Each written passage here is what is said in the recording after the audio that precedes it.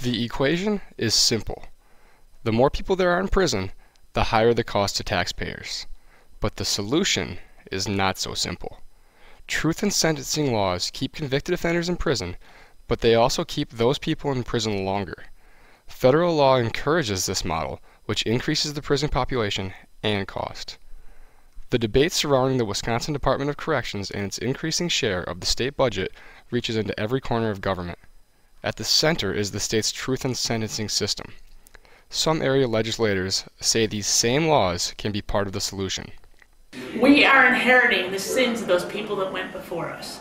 There were decisions that were made that were not smart, were not wise, over a long period of time, and now we're paying for it. Truth in sentencing laws aim to ensure that offenders serve most of their sentence. Under the 1994 Crime Act, states could be awarded federal grants to build or increase correctional facilities if their violent crime offenders served at least 85% of their sentences. The Wisconsin legislature enacted its own model in 1998. There should be some moral obligation here that if you're going to have truth in sentencing, you better be sure you're sentencing correctly. And we haven't done that. In 2001, the state adopted sentencing guidelines for 11 of the most common offenses for prisoners.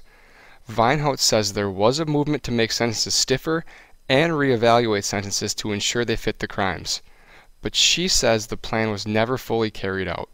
Wisconsin did the first step, but they never did the second step. So there are people in prison for a very long time for a crime that is maybe, the punishment doesn't necessarily match the crime.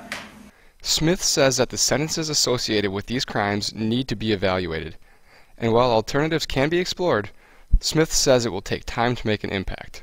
And you can't expect that work corrections is going to turn around overnight because people are already serving sentences that we can't change.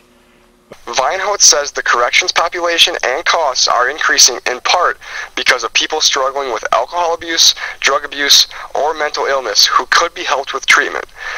But she says the money for these alternatives might not be available because it is needed to support the growing system itself.